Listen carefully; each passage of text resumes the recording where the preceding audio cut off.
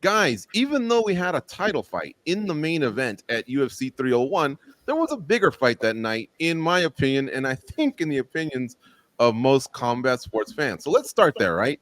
Jose Aldo outclassed Jonathan Martinez over 15 minutes in the co-main event and actually turned back the clock a little. It was vintage Aldo utilizing his arsenal of techniques, superior speed, and accuracy. Wow, just wow is all I can say. I'm going to leave it to you, the panel, to unpack this. Let's start with your reaction of what was unfolding on Saturday night as it took off. Mike Bond, let's go to you for the first take. Yeah, what's not to like, right? This was everything you could hope for and more if you're a Jose Aldo fan. I mean, I think everyone was kind of maybe squinting through their fingers a little bit when this comeback was booked, especially against Jonathan Martinez, who's on a nice roll here. And it just didn't play out at all that way. It wasn't one of those sad nights. It was a perfect night for Aldo. Had the great walkout. The crowd was behind him, and then the performance was on par with it all. He looked, like he turned the clock back 10 years, never missed a step, all those great things you can say. So you got to be very happy for Aldo, and he went in there and took care of business, right? Like he came back to finish his UFC contract, which I'm sure we'll get into, the one fight left.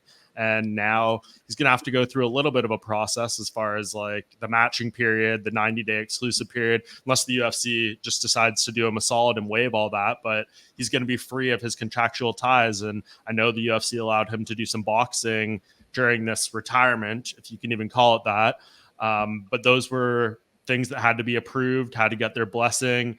He said and kind of indicated during our interview leading up to the fight that he had a fight with Floyd Mayweather pretty much done, and it didn't happen. He wasn't really sure why. I don't know if it was the UFC nixing that, but now he's saying maybe he fights on the Jake Paul versus Mike Tyson card. I don't think that's something UFC would maybe allow him to do if he was tied to a contract. So it just opens his doors. A great night for him and a perfect scenario to put all the leverage on his side going forward.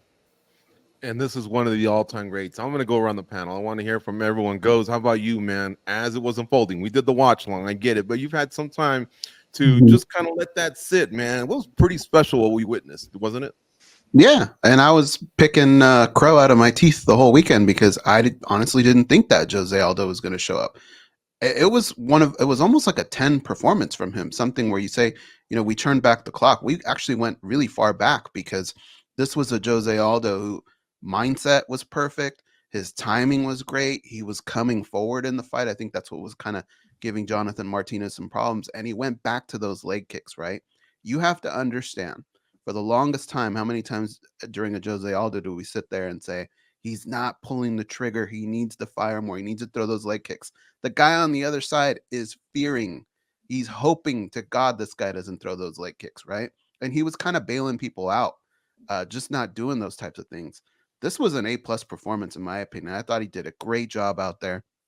And I think it's something that he can maybe continue doing. If that's what he puts into every fight, yeah, I totally want to see this guy keep doing it. But I was really, really shocked. And Jonathan Martinez, he had his moments, right? Early on, he wasn't doing too bad. I hope people don't look at it as, well, this guy wasn't ready. I think Jonathan Martinez is a ready fighter. I just think we saw one of the better Jose Aldos we've seen in a really, really long time. He was Junior. He was Scarface. He was the King of Rio. Danny, what did you think of the performance? I mean, I love watching the B-roll because even though he hadn't fought MMA in almost 2 years and competed in combat sports in almost a year, look at how when he's throwing the jab, the other hand's just sitting there. His mechanics were still there. Everyone always loved his offense, but his defense was always pretty tight. But he had zero ring rust, it seemed. Yeah, it was just legendary stuff, and it's very fitting, right? Like I said on fight night, Jose Aldo would come back after 2 years of retirement, fight a young up-and-coming fighter like Jonathan Martinez, and win in his comeback. I mean, this is just so impressive. How many fighters have we seen step away from the game, then try to come back in their mid to late 30s and take L's? Like, it just happens so often. To see Jose Aldo do that with a lot of pressure on, co-main event in a huge card, or at least for the Brazilian market, it's just very impressive stuff. Like, he's a living legend. There's no way around it. And there's no way around the fact that he's also one of the best bantamweights on the planet today. You can't look at that performance and say that he's not. I mean, Jonathan Martinez, I think very highly of him. I actually picked him to win this fight. And Jose Aldo, picked up a pretty clean decision, 30-27 across the board. So, I mean, this guy's just incredible. The fact that he's been relevant over the last 10, 15 years is just ridiculous. He's been at the very elite. People are lucky just to get there. Some people are lucky just to hang around a couple years. This man's been decades at it. So it's just impressive stuff. Glad to see him back. This confirms my belief all this time that he retired prematurely, and that he still has a lot left to give us in the sport. So very happy to see Jose Aldo back in the mix. Danny, you're not the only one picking crow out of your teeth. I had Martinez as well. I mean, Aldo shut so many of us up. And goes, look, I want to ask you, we can all agree he looked great, right? But the bar is here for Jose Aldo. He's a former featherweight champ. Some still regard him as the greatest featherweight champ, even though his competitors are Max Holloway and Alexander Volkanovski, who have beaten him. But because of that long run, right? 7 title defenses in the UFC, 2 in the WEC. I mean, I saw Brazilians, legends, actually filming his walkout as he was walking out. I saw some of that on social media. It was a really, really big deal. But when I asked how did Jose Aldo look, how did he look in terms of can he be a champ again, in your opinion? Well, that's the hard thing, right? Because what really comes down to a lot of times is the consistency of fighters. If he shows up this way for every fight moving forward, yeah, he's going to be a force to be reckoned with. But, is it early maybe to try and put a belt around his waist based on those type of performances? I think so. And it's not really anything against Jose Aldo. It's just the division. It's just hard, man. There are absolute killers in that division. That's my favorite division. And so to be successful and knowing that every fight you're putting more mileage on your body, you're getting older, that might be difficult. Now, his road to a title shot would probably be a lot shorter than others. But yeah, look, if you look at the top right now, I think he could give the champion a run for his money. But over time, that's going to be difficult to just keep being able to put on those types of performances just because of all the different puzzles that division offers. But I think he could still do some really good things. And I think if you just look at the top right now, the top, let's say 5, I think he does fairly well. Danny, in your opinion, can he beat the current champion, who I know is slated to fight the guy that almost retired him, Merab Dvalishvili? But the current champ is Sean O'Malley. Did Jose Aldo show you that he could maybe take him down? And should we all get excited about the possibility of him signing and possibly fighting for a world title and competing? As a Jose Aldo fan, this is tough for me to say, but I don't see him being champion again. However, I do think it's something worth pursuing because I don't completely discount him. I would favor Sean O'Malley to beat him, but again, with that power, how he looked, I don't think it's too crazy to think that Jose Aldo can go in there and take the belt from Sean O'Malley. Look, I think that Merab Dvalishvili is the future champion of that division. We saw what he did to Cejudo. We saw what he did to Peter Yan and all the other fighters. Jose Aldo probably had the best performance out of everyone in recent times against Dvalishvili, and I see him as the future of the division. So I think it's worth pursuing, man. I really thought that Jose Aldo was who he was at this point, and that his legacy was done, right? One of the greatest, if not the greatest featherweight of all time. But at this point in time, I do feel like he has a real possibility of furthering that. He's got the name. He's looking good. He just beat a top contender, 4-1 in his past 5 performances. A win here and there could get him a title shot, and who knows? I think it is possible for him to bring back another belt for Brazil. So now being, one of the GOATs at 45, if not the GOAT, and then being a champion at 135, I mean, that would just explode his legacy. I think it's a risk worth taking, and I think he's got the tools to do it. I think there's a real possibility there, not likely, but a real possibility that's worth pursuing, in my opinion. Mike, earlier you stated, obviously he's at the end of the road. That was his last fight, and you kind of unpacked how it works as far as the timing and how long it would be before he could be an actual free agent unless the UFC cooperates. But let me put you in the role of how would you advise him after seeing what he did? Would you advise him to steer towards MMA, or, because you've also covered some boxing, you've seen, I guess, what's happening in other parts of the world. Would you say, nah, player, go that way?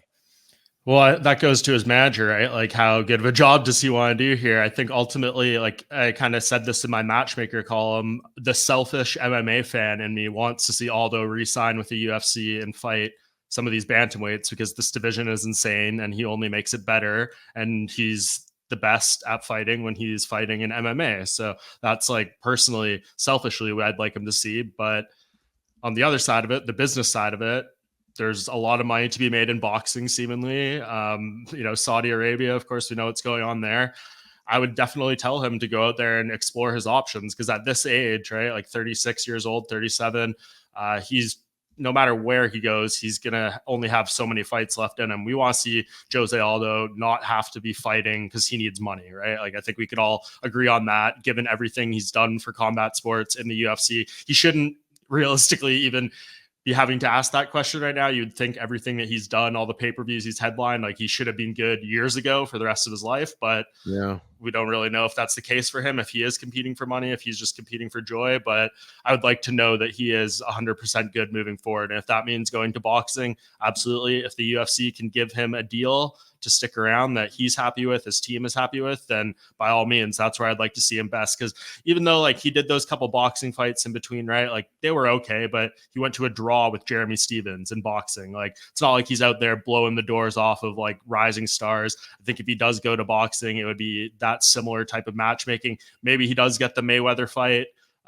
You'd have to think even like this era of Floyd Mayweather exhibitions, he's not going to go out there and smoke Floyd or anything. So like, it's going to be fights where he probably doesn't shine as bright as he could on Saturday night, or did on Saturday night, and could in some of these other fights. So for me, I'd like to see him stay in the UFC, see what he can do there. I don't think he's beaten Sean O'Malley. It's a fun fight on paper, a great legacy name for Sean O'Malley, but that's a very tough stylistic matchup. And then you look at some of the other guys right up there in the top 5. I think Corey Sandhagen would be a real tough fight for him. We've already seen him lose to Merab. He beat Cheeto, but like there's some tough fights for him there, Piotr Jan, et cetera, et cetera. So yeah, I'd just like to see him stay in the UFC for the selfish side, but I want him to be well taken care of. So if that means leaving, then so be it. That name that you brought up, Mike, that's what means so much, right? Floyd Mayweather. If you're the B-side on a Floyd Mayweather fight, even a Manny Pacquiao fight, that's some really, really good money. But if you don't get that, you're right. He's going to end up fighting the Jeremy Stevens of the world, boxing those type of guys. He'll probably get a decent paycheck for that. The other thing you have to look at too is, while that paycheck might be pretty decent or whatever, he also doesn't have to wrestle no more. He doesn't have to do jiu-jitsu no more. It's an older guy. There's less wear and tear on his body training for boxing. So that might be something to look forward to. There's maybe a karate combat, be the A side there in a fight. Maybe you can make some money there. It really does come down to what his manager can hustle. Because if you can get that golden goose, you got to strike for that, dude. Yeah, it'll be interesting. I mean, PFL obviously would probably love someone like Jose Aldo, but I don't know how interested he is in competing in MMA if it's not in the UFC. But who knows? They could come to him with something crazy and go down that path. But his options are open, and that's definitely the best part. And I hope the UFC allows him to start pursuing stuff today if he wants to. He looks so happy, guys. I don't know if it was just because it was in Rio, but I mean, he really looked happy out there. He did kind of go head to head on the first face off. Then it was respectful after that. And then he kind of lifted the young guy, Martinez, who really took that loss hard. So you could just tell that was a nice passing of the torch. But I see Aldo staying if he gets an immediate shot. Let's say at O'Malley, if O'Malley beats Dvalishvili, I think he's going to hang back and just see what the landscape is, see what the boxing offers are. But I don't see him wanting to go through other guys to get to O'Malley. I just see him probably wanting to cash in on his name and what he just did, and hopefully that leads him into a title shot, which is what we say about the McGregors of the world. And look at Yuri Prochaska. He's got an inside shot at fighting a guy who beat him not less than a year ago. So anything goes in the UFC. Guys, Martinez had a 6-fight win streak. Anybody have any ideas for him? Mike, did you cover this on Sunday? I guess I'll go to you. You usually have names on the at the top of your head. I mean, I didn't do a matchmaker thing for him, but it's bantamweight, man, and he's in the rankings. So literally throw a name at a dartboard, and you're going to come out with a good fight. Song Yadon would be great. Anyone like that, Kyler Phillips, et cetera, et cetera. Those are all good fights for him at this point. So it's all great matchmaking there. You can't really take too big of a hit, and I don't think his stock dropped too badly, but this is going to be an important learning lesson. I mean, he was saying, I think to you, Danny, like, I don't think Aldo wants to be here. I think he damn well proved that he was happy to be there and wanted to be there, and his performance was sensational. So Martinez is young. I think he just goes back to the drawing board and is going to come back a better fighter from this for sure. In the chat, Josh Wallace says, "Is Aldo a title contender though, or should we be placed only be placed in firefights at 135?" I think Aldo only wants to fight for a title. I think Goes laid out a few names about just why Aldo may not be interested in going through others to get to him.